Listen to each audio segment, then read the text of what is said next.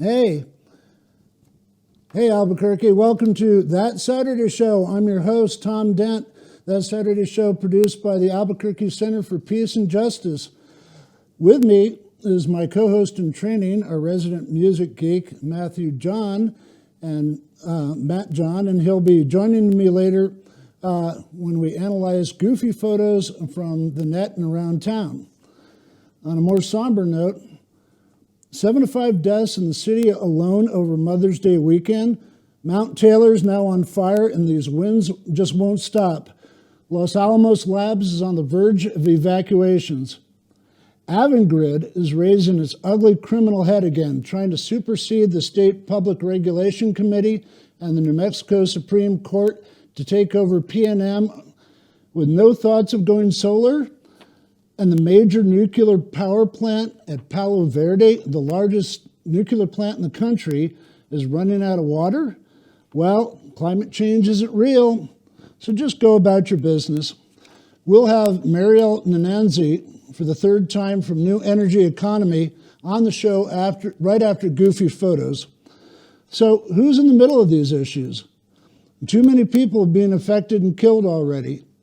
Oh, and speaking of solar, I read that parts, support, and subsidies for the New Mexico solar industries are in very short supply, even having affordable solar on the verge of laying off 150 people.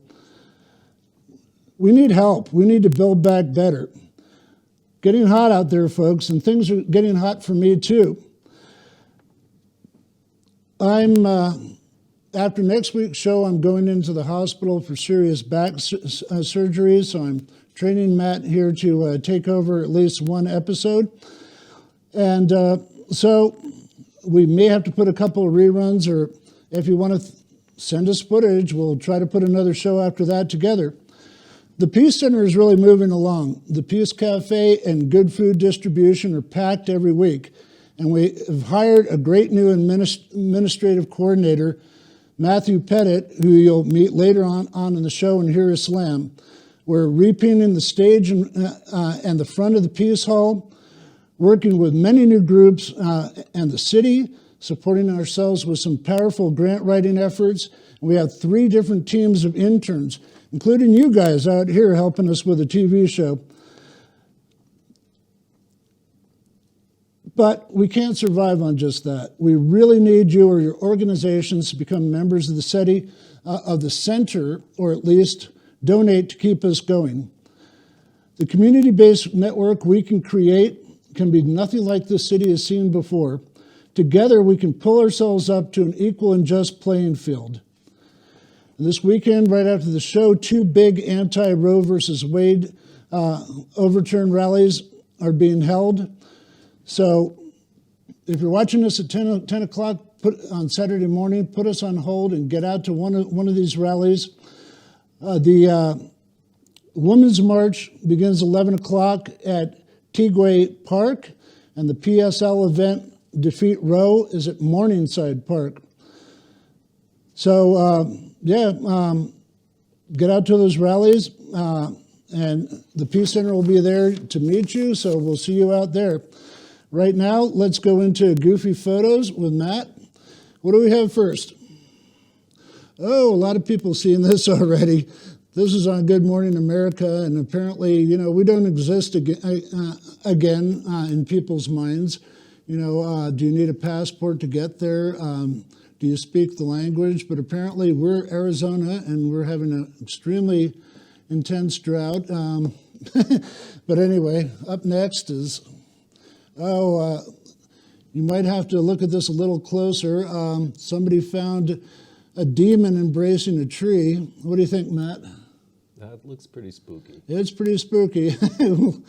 Hopefully it doesn't burn down. I'm not sure it's in New Mexico. It was taken off the net. The next one is, that should be true for everything. Coffee, books, and social justice. This is what the Peace Center is all about. And that's what we need. Okay, you have to look at this really closely. I can't even see it from here. What does it say? Can you read that, Matt? Absolutely. You're younger than me. produce of the island of New Mexico. The island of New Mexico. First, we're not there. We're Arizona, and now we're the island. All right. Next one. Well, that's Cyndi Lauper, and what does that say, Matt? Girls just want to have fundamental rights. Right, and all women and girls rise up and don't let these scared old white men take control of your body. The heck with that. Vote in the primaries on June 7th and get out en masse to the polls on November 7th. Our next goofy photo is, oh boy, day 21. No one suspects a thing. Well, that speaks for itself. All right, up next is, I told you that Lloyd sneaks stuff in from time to time. He must have snuck that one in, and I don't know. I know a lot of people that look like that. A skirt made of a tumbleweed. A tumbleweed, yes, New Mexico for you. I remember one time back in the early 80s, my girlfriend put a wig on me and dressed me up in a dress and makeup and stuff like that, and took me to the Frontier restaurant. And nobody noticed. That's New Mexico. That's a university area. Okay, our next one. What do you say, Matt? Feeding, enticing, or molesting alligators is prohibited. I don't know about you, but I don't go around molesting alligators. Doesn't sound. There you go. What was the book by Chev Silverstein, Where the Sidewalk Ends? Well, that's where. There it is. Okay. This is, this isn't totally happy and positive, but with some people's attitudes nowadays, and people that won't stop talking. My favorite essential oil is chloroform. Do we have anything left? Oh, okay. Well, there's a story behind that. It's lamb chop in a bowl. Susie, our financial director, rescued a little dog with a police ride-along, and that's the little dog's chew toy or play toy. Very cute. And I believe the little dog's name is Roy. Now, you'd have to hone in on this because it shows you a whole bunch of different Australian spiders going from very tame to jumping off trees and killing you. So we're almost done, and if you're out there and you want to submit a goofy photo to That Saturday Show, just get on email and send it to thatsaturdayshowabq@gmail.com. Okay, thanks very much. Next we have a Zoom meeting with Mariel Nanasi, the attorney and executive director of New Energy Economy. Thank you. I hope you enjoyed those goofy photos, and I am here with our featured interview for this weekend. I'm here with the Executive Director of New Energy Economy, Mariel Nanasi, who has been on the show twice before. She's here to address the current serious concerns of Avangrid and Iberdola, trying to supersede the PRC and the New Mexico State Supreme Court to get their way to take over energy in the state. And they're not very friendly to solar and wind, as we've stated before on the program. And we've got a couple of other issues to discuss, but I'll turn it over to Mariel right now. Thank you for being on the show, Mariel. I know you're very busy. Thank you so much for having me. I really appreciate the opportunity to talk to you and to your guests. Do you want me to just jump right in about what the current state is around Avangrid, Iberdola, and the merger? Well, it sounds like since Monday and before, you've been right in the midst of these things with whatever you're doing, legal writs, amicus briefs, whatever. So the first thing I'll address is your question about Avangrid. And as many of your viewers know, and listeners, is that Avangrid, Iberdola is the parent company of Avangrid, sought to merge with PNM in a cash buyout. And like many other people, at first, New Energy Economy's position was excited that a company that claimed to have the kind of renewables that they portend, and at least their PR says, was going to come into New Mexico. We've been fighting with PNM to have more renewables for a dozen years now. And then we sort of, as is the responsibility of anybody who is, conducting due diligence, we sort of lifted up the hood, just like you would when you're buying a used car. You don't just go and say, "I'll take it." You say, "Let me check this out. Let me take it to my mechanic to give it a whirl." But we do that in all sorts of areas, whether that's when we're going to apply to rent for a new rental. What does the landlord say? Like, what's your history with your rental history? The same thing when you're an employer and you want to hire an employee. You say, give me your resume and let me see, where have you worked before, and give me your references. So we did that with Avangrid, and what we found out was that they have an awful track record. So this is about them not being able to keep the lights on, actually bill customers for the electricity that they use. They've been in violation, had more than $65 million of penalties and fees and fines for all sorts of things, including the latest, which is that they were garnishing the wages of people who failed to pay their electric bill. I don't even think PNM does that, but the Office of Consumer Affairs in Connecticut just settled with Avangrid for, I believe it was $3 million, because they were garnishing the wages of poor people who couldn't pay their bills during COVID. And so the Office of Consumer Counsel there settled with Avangrid. So this is a company that really is hyper-focused on making money and not so much about providing reliable electricity at affordable rates. And that's what we found out.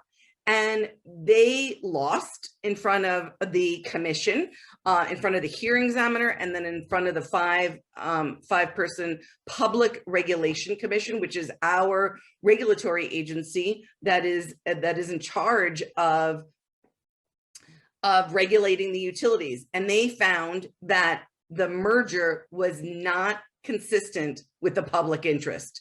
A pretty big finding, and they cited some of the things that I've just been mentioning, but mostly that they don't provide reliable service, that they don't provide affordable service, they don't abide the laws, including in this case, and they were sanctioned in this case in front of the Public Regulation Commission, the New Mexico Public Regulation, but the hearing examiner also made a finding that, unlike how I started this, which is that they might slow the progress to renewables, which is not what we need. Avangrid has 2% solar on their entire portfolio, and PNM has 4%, which is paltry and is unbelievable in the state that we have the sunzia on our flag, and everybody knows how windy it's been.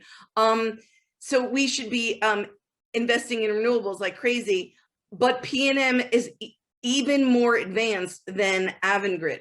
And this is not, what I'm saying is their testimony. Avangrid admitted that they have less than 2% solar on their entire portfolio. So the commission, the hearing examiner found in a scathing opinion that Avangrid was not fit to serve New Mexico. The public regulation said, agreed in a 5-0 unanimous decision that the merger was not in the public interest, and PNM has appealed to the New Mexico Supreme Court. And so what did they say in the appeal? What did the Public Regulation Commission do wrong? And the basic argument that PNM and Avangrid have made is ignore the evidence.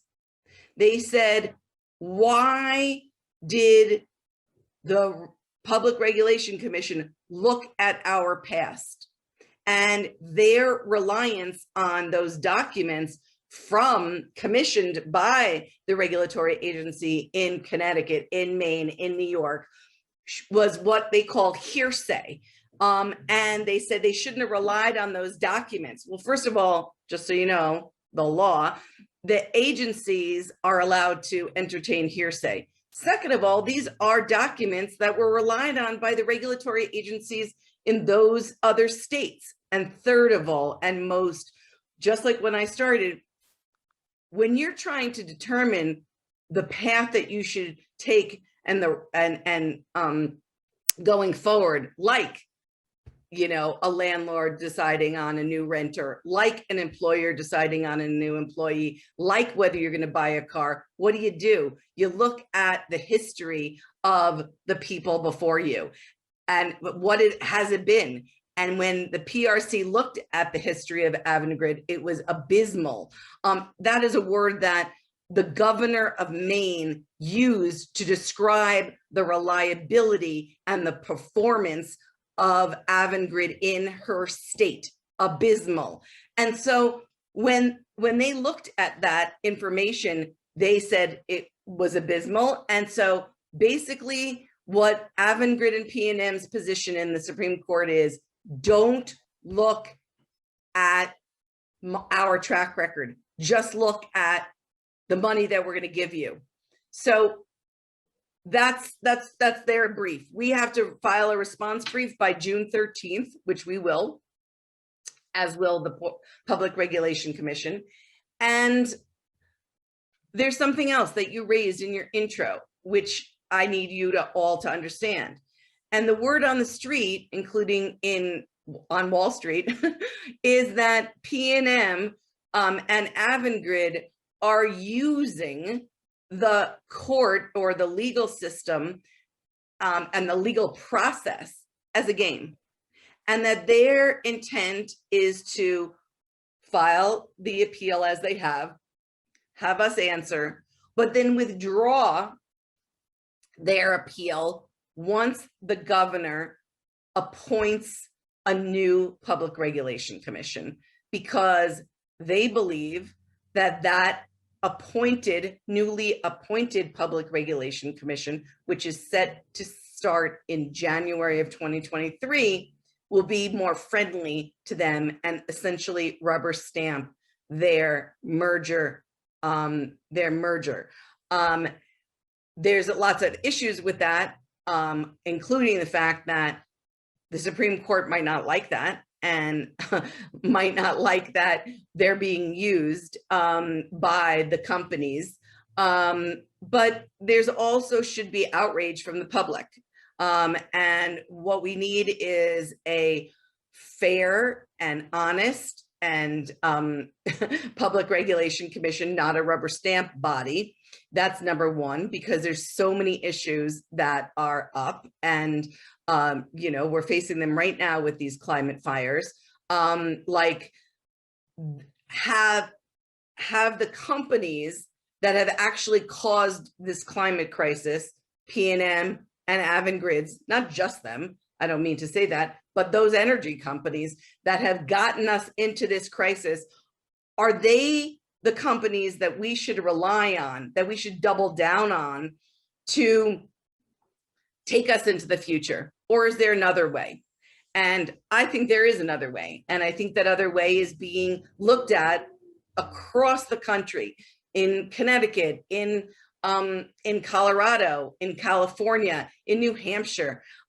So many states right now are investigating whether public power is a better way forward than to rely on the same energy companies that have caused this. Not to mention that the companies themselves have actually not only, you know, caused it with their extraction of oil and gas and coal and uranium and the wealth from all of our communities, but also they have disinvested in the energy grid. So right now they're all saying, oh, well, we have to upgrade our grid, our transmission grid, and federal government, you should give us another handout, because they're still all being subsidized. All those fossil fuels are still being subsidized. You should give us another handout. And that handout is for us to upgrade the transmission. And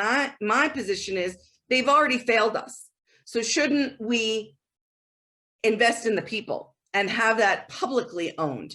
And if there's going to be an upgrade of transmission, shouldn't that be owned by municipalities and tribes and the state? So we can literally harness that wealth, create local wealth, have local wealth creation, and then also have it be affordable and reliable and completely 100% clean. Right, I definitely agree with publicly held utilities and also the creation of a state bank. I do have one question for you. It sounds like these companies are fairly relentless. Are they going to influence, well, I guess, of course, they're going to try to influence the election of new PRC officials? No, there is not going to be any more election.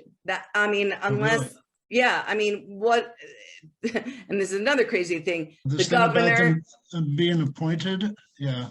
Right now we have elected, but the governor and PNM and NRDC formed a PAC, and that was to undermine and send out, I believe, disingenuous mailings to people, and said, and then also it was on the ballot in November of, what are we in, of 2020, the ballot said, do you want a 3-person professional PRC? Well, who wouldn't? New Energy Economy opposed that, but they didn't know that that also meant that they were taking away our right to vote for a public regulation commission. So in January, the governor is going to have a right to appoint, and there's been a lot of campaign contributions to her from oil and gas and also the utilities. And she is out in front. She was just speaking at a conference with Avangrid and PNM. And all of them all supporting hydrogen, which is another crazy thing, because that's more fossil fuels when we're experiencing in real time climate crisis and climate refugees. 16,000 people have been evacuated, many of whom have lost their homes. So this is not some theoretical idea that the climate crisis is going to happen in 50 years. Even I knew that there was not going to be any forests left in New Mexico in 2050. That was the prediction.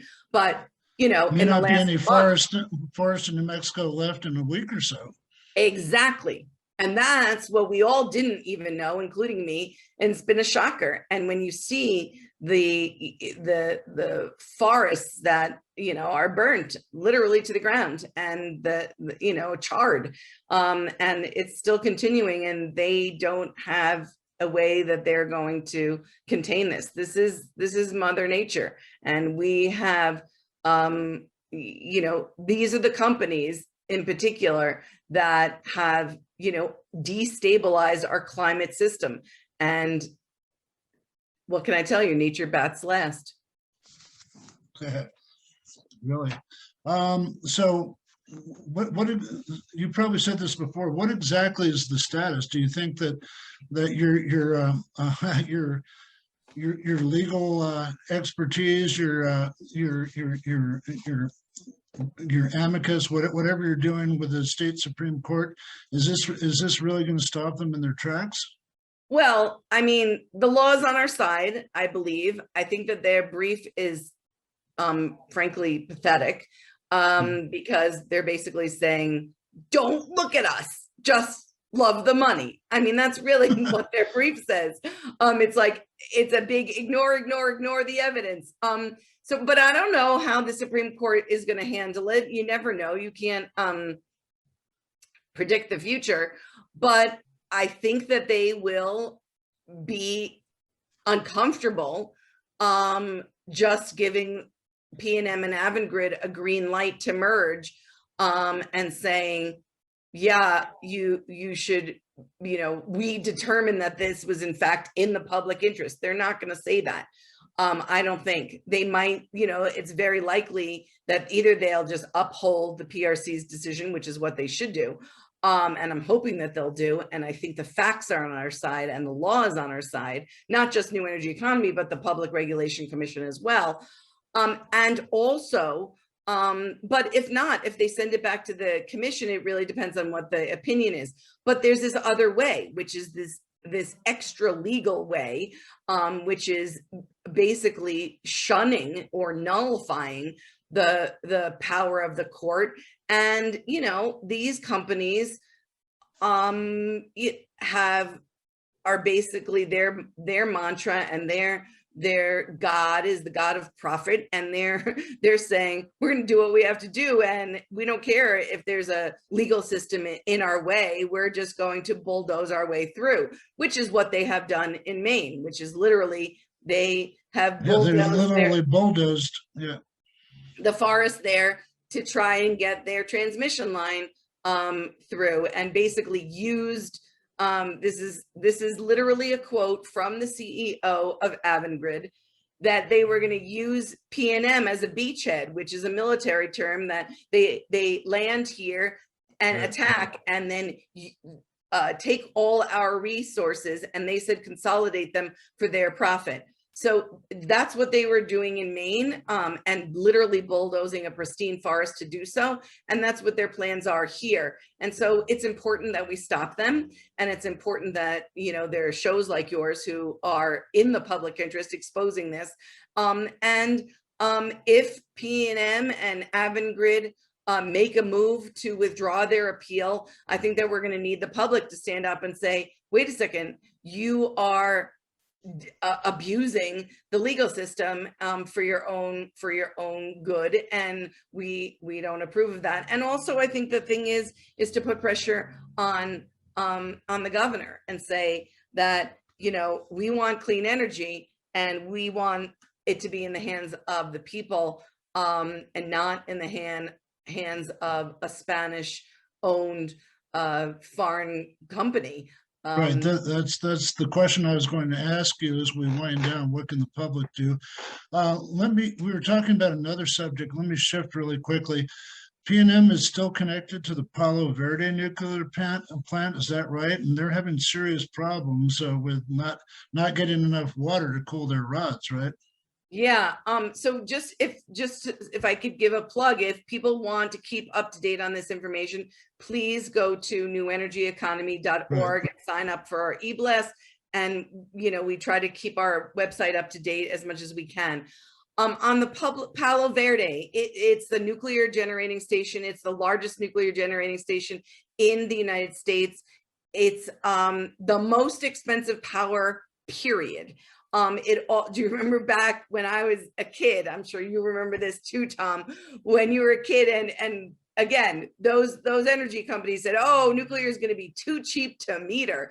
Well, the exact opposite has come to fruition, which is that it's the most expensive, it's the most water consumptive. And PNM will say, oh, well, that's treated wastewater. But the fact is almost all of our water, including our drinking water, is treated water, and is recycled to some extent. But they're running out of water, and people are like, hey, this no longer make sense. Nuclear is expensive. It uses too much water.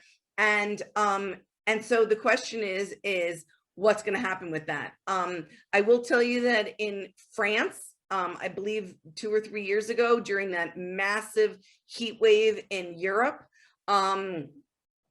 they had to close down their nuclear facility in France. Why? Because the water that they put the nuclear rods in was so hot that it didn't cool down the nuclear rods. Well, this is like a monstrous problem, right? Why? Because we're talking about radioactivity. We're talking about a possible meltdown. This is a concern, a huge concern. And so, that's the issue. And I have to just say, I predicted this I was asked to speak in front of the legislature a couple of years ago, and I predicted that the Palo Verde nuclear generating facility in Arizona is going to close before 2025 just because it doesn't have, it's so expensive and it doesn't have enough water to cool the plant. This is a major problem. Again, the same exact issues. It's expensive. Solar and wind are cheaper. But the problem is that, you know, if we, for the utilities, if the municipalities and tribes own that solar and wind, then the energy companies are not making the money. And that's what this is all about. That's what this is all about. It's about capitalism eating us, and this system that is putting our life and our livelihoods at stake. And we're seeing that in real time right now. Right.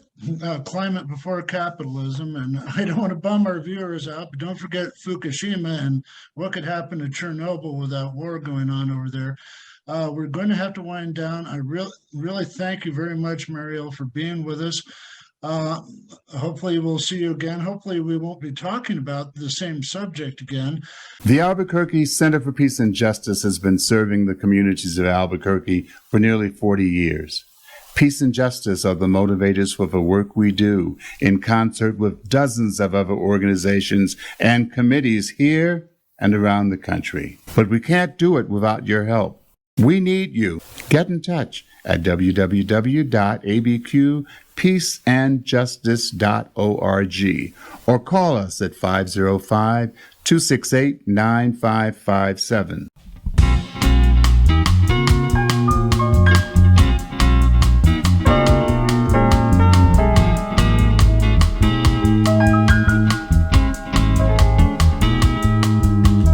I found out on my way to Harlem.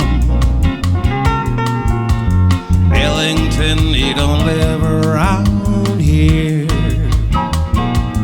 He moved away one day, so they say, away from Harlem. I can hear his echo still. No, you can't keep me away from where I was born. I was baptized by my daddy's horn. No, you can't keep me away from where I was born. I was baptized by the jazz man's horn. Oh,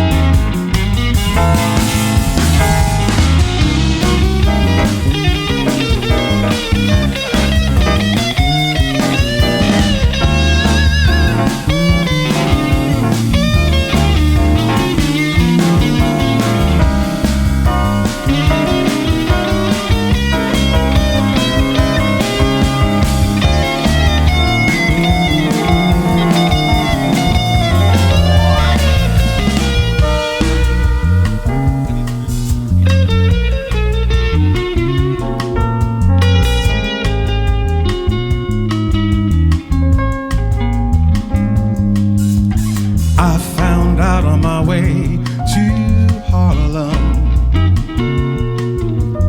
Ellington, you don't live around here. He moved away one day from his way here in Harlem. I can hear his echoes clear. Oh, no, no, no, you can't keep me away from where I was born. I was baptized by my daddy's horn. No, no, no, no, you can't keep me away from where I was born. I was baptized by the jazz man's horn. Oh, I found out on my way through Harlem. Marvin Gaye, he used to play What's Going On right over there. I sure could use some of those blues from Langston Hughes.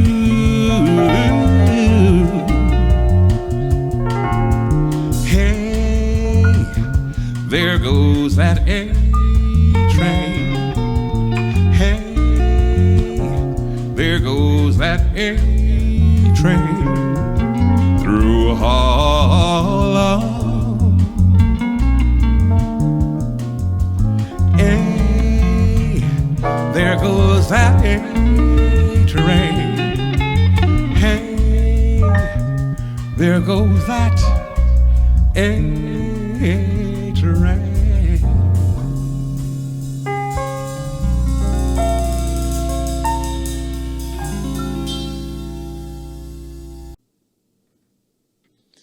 Hey, my name's Matthew, and I'm an addict. Hi, Matthew. And I got high again. Man, why again?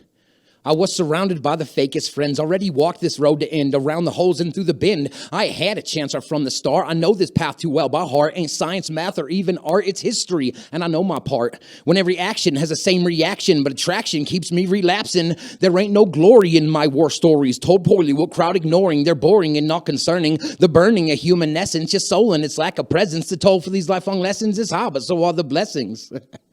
Sarcasm when I say blessings, won't have them, and that's confessing the truth, and it's hardly guessing. I talk and I hope you listen, because I'm walking, I taught my lesson. See, this is life, so try not to be mad at me. There's a thin line between genius and insanity, and the damage be brought on by those who just won't listen. So remember that while you struggle through this affliction called life. My life is changing, and so I've got to change it up. But for the last 20 years of my life, I've been stuck, struggling with addiction. It's one thing or another. I've been blocking out reality ever since I lost my brother. It's true what they say, practice makes perfect. When it comes to drugs and slanging, I know how to work it. Rolling the bubble is an art, and man, I'm flawless. Do you know where that'll get me? Nowhere. It's worthless, so be cautious. You don't want this. The life I lived for 12 years of his life, I wasn't there for my kid. Between running the streets and plenty time in jail, I've missed my son grow up, dog. That hurts like hell.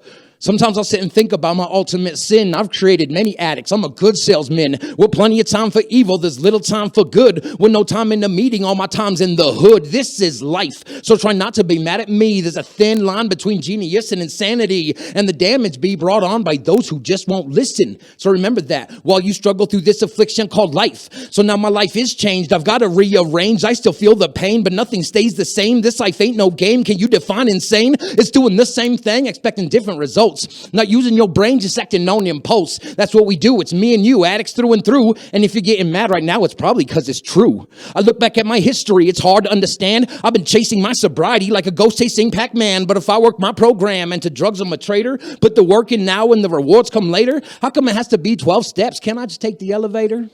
But see, with me and my family, I could turn my back on crime. It ain't to be easy. I'll take it one day at a time, because this is life, and I'm trying to live it free. There's a thin line between relapse and sobriety, and the damage be brought on by those who just won't listen. So remember that while you struggle through this gift called life.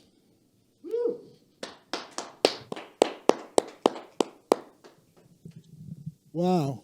Wow, wow, wow. That was fantastic, Matthew. Thank you, Tom. How are you? I'm doing very good. Super nervous, but you know. Well, try to relax. I'm Tom here again. I'm here with Matthew Pettite. who is our new administrative coordinator at the Peace and Justice Center. So, you know, I've seen some pretty rough times on the street, but it's absolutely nothing compared to what it sounds like you've been through. Well, you know, one thing I've learned is trauma is really different for everyone, and it really depends on the event and how it impacts you. You know, for some people, stubbing your toe on the couch is pretty traumatic, and I'm not here to say whether that's more traumatic or less traumatic than what anyone else has to go through. You know, we all have struggles and trials that we have to go through. For me, I was born in New Mexico, in Farmington, New Mexico, and raised in Rio Rancho. And worked my way towards Albuquerque as I got older, and experienced some traumas when I was a teenager that just left me unable to be present in reality. You know, I couldn't live life on life's terms. So what I did was, you know, I did have a good family with opportunity to go to them, but I didn't reach out to that. You know, instead I reached out for something to take the pain away. And it really, it's a catch-22 for me, because I can honestly say that if it wasn't for the ability to escape reality, I don't know if I would have been able to continue on. And at first it was fun, escaping the reality, and then slowly but surely it turned into something that wasn't nearly as fun, especially when it became a realization that I couldn't stop. Well, you know, that's one of the reasons I've worked with the Peace and Justice Center for so long and kind of scoured the streets and stuff like that. You know, being a terribly poor state with little opportunity, now there's opportunity for movies, and unfortunately all this work up in Los Alamos if it doesn't burn down. But, you know, I was a special ed teacher. I've worked with kids. I've been through the program, and my ideal, my goal with the Peace Center, like I said in the opening, is to lift our community up by its bootstraps from the base, from the grassroots, and provide a good life and opportunities for everyone. And it's not that easy. I mean, there's people that crap on other people, kick them around like a junkyard dog, and want to keep them there. Absolutely. And then thank you for your service and what you do, and for the Peace and Justice Center for being there. I can tell you that I wish that I had found the Peace and Justice Center or just places like it when I was younger. When I reached the age of 21 is when I started getting in serious trouble. I mean, I'd already been, you know, knee deep in addiction for, 7 years. The thing was, once I started getting in trouble, the trouble didn't stop, because what they consider rehabilitation, the judicial system, it didn't work for me. You know, and for me, it's almost insane to put a whole lot of people who are struggling and in pain and have a criminal mentality, and if you put us all together in one place and then tell us to get better, I don't see the reality that could come from that besides what does come from it. And for me, it was recidivism. It was, you know, every time I went to jail, it was just a crash course in some new way to make money. And it's not the legal way, because let's get real. I mean, once you're a felon, once you've been in the system, you come out and you don't get the opportunities, you know, that you're looked at. They put a barrier between you and the greater part of society. So now you can't get a legit job. You can't have, you know, people Google your name and they don't want to be your friend because of, you know, a checkered past. And well, you know, that's one thing that we've worked with at the Peace Center. We've brought people in to volunteer and to different jobs at the Peace Center when they just got out of jail or prison, or at least 6 months out and stuff like that.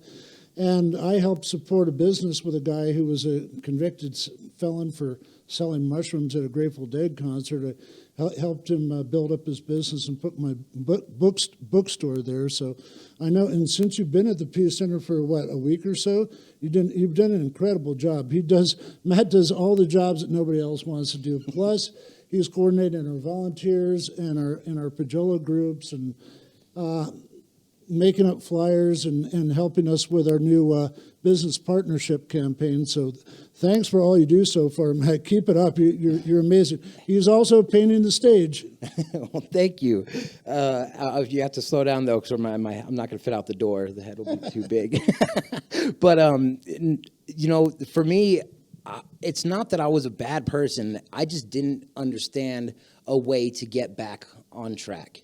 I was already so far gone and so far down in the hole that the only attempts that I ever made to lift myself were dashed. I tried treatments, and for me, the treatment places that I went to the first couple times were not of any effect. It was much more of like if I'm walking in there and I'm being treated like a number and a junkie, and so they didn't work. They didn't have any lasting effect. And I just had the amazing opportunity to find a treatment center that worked for me. And that's literally what's changed my entire life. I love working with the Peace and Justice Center because for me, it's really not work. This is genuinely what I love to do. And starting out as a volunteer with Peace and Justice, that's how I found out about them. I live in a sober living community that was also involved with the Peace and Justice, and just starting to do the Peace Cafe, starting to have the opportunity to ride with APD to go hand out sack lunches, and I'm not even in handcuffs in the back of the car. So that's a nice change. But it's these things that they do, the Saturday food distribution, the fact that, they treat unsheltered people like people. And that it pulls my heartstrings and it gets me super involved. And when, I got the opportunity to start working for Peace and Justice, I could tell you every day has been an absolute, it's a miracle to me. If someone would have told me a year ago that this is where I could be, I would have laughed because I would have thought that was completely impossible. We really enjoy working with you. You brought a whole new vibe to the center, and we're really going forward, and we're really working as a pretty fantastic team.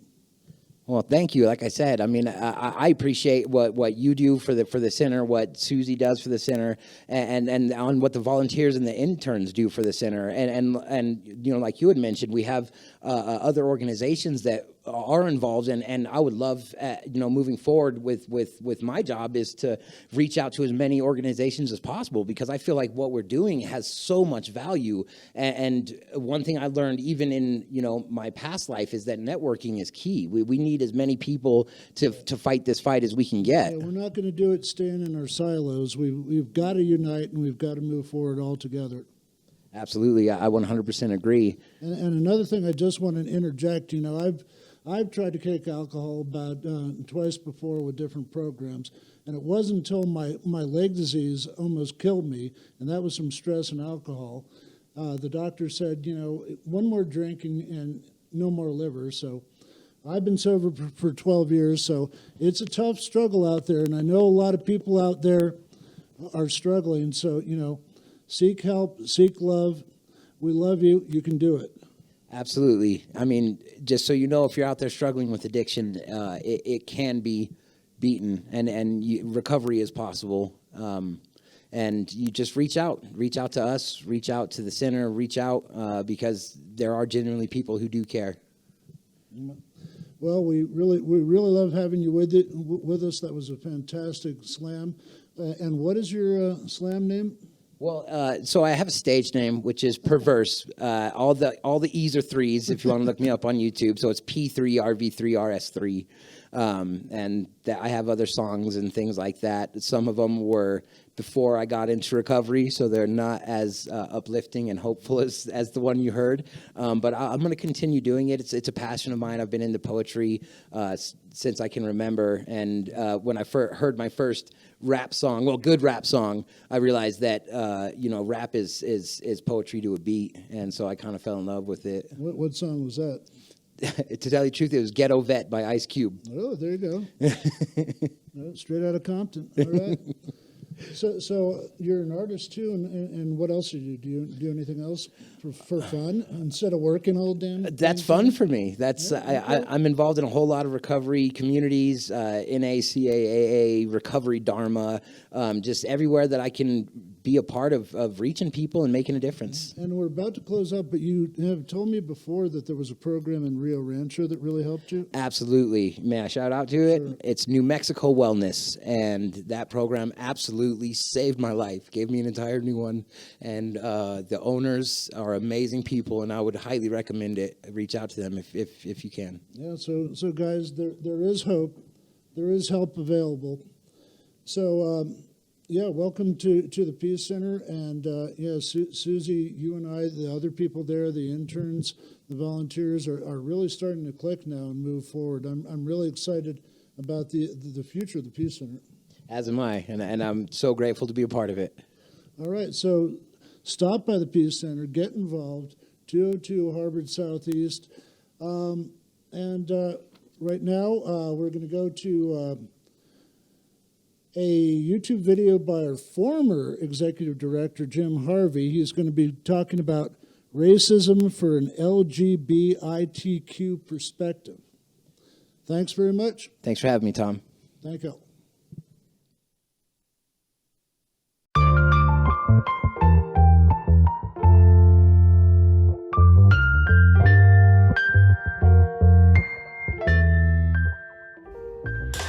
Hi, everybody. I'm Jim Harvey. Let's talk about racism from an LGBTQI perspective. I grew up in Chicago, very segregated city. And so by the time I joined the Student Nonviolent Coordinating Committee at age 15, I was very, very familiar with racism and had been confronting racism for a long time. Racism is an issue here in New Mexico as well.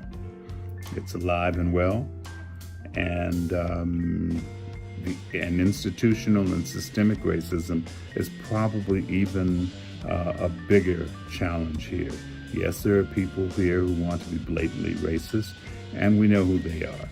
But there are people here who would rather just sustain the institutions of racism, our police department, our public schools, possibly even our university, just to name a few.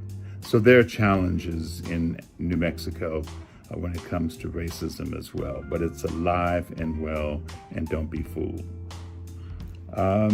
Pride organizations can do a lot. When you see it, challenge it, shout it down, root it out of your organizations, re-educate people wherever you can, but call it out.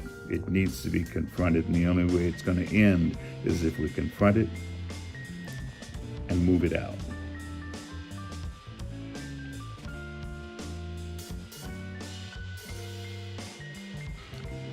I have mixed feelings about police presence at Pride. Police, unfortunately, are a necessary evil. We've got to figure out how we can institute realistic alternatives to policing wherever we can. At the same time, we need to have a strong security presence, particularly at Pride events, because there are lots of bigots around, religious bigots, cultural bigots, and they need to be separated from us, and we need to be protected from them.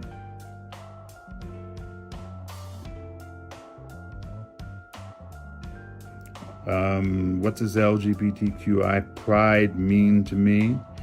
It means building institutions. It means building a foundation. It means educating people about who we are. It means loving one another. It means building a future for ourselves, both collectively and individually. And we can only do that if we're responsible, safe, secure, committed, and supportive of one another.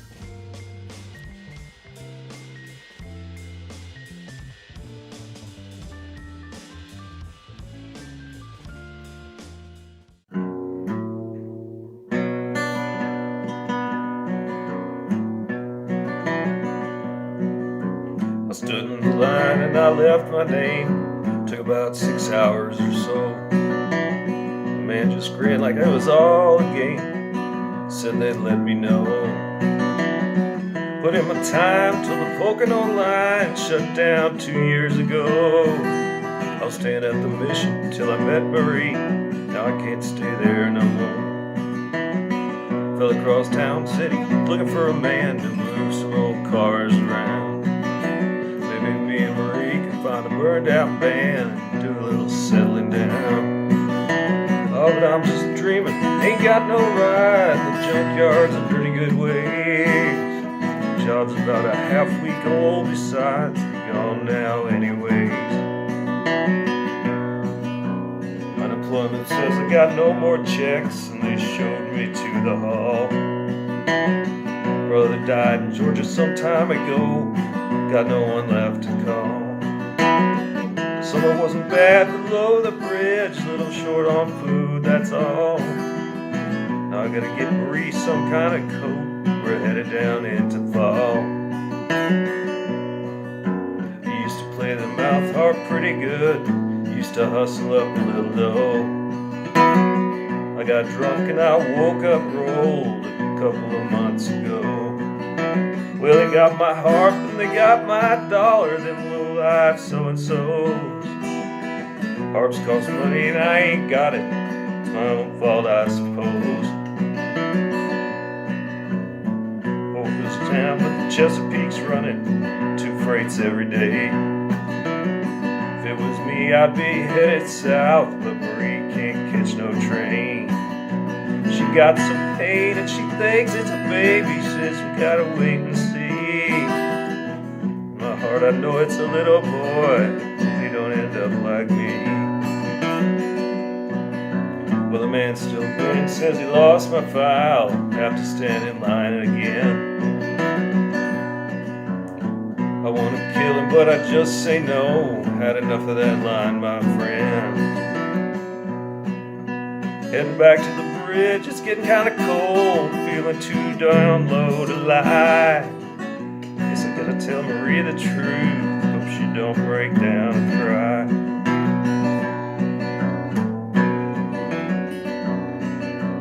Marie, she didn't wake up this morning, she didn't even try. Just rolled over and went to heaven, the little boy safe inside. Laid him in the sun where somebody find him, caught a Chesapeake on the fly. Marie, you know I'm headed south, so's to meet me by and by. Marie, you'll know I'm headed south, so's to meet me by and by.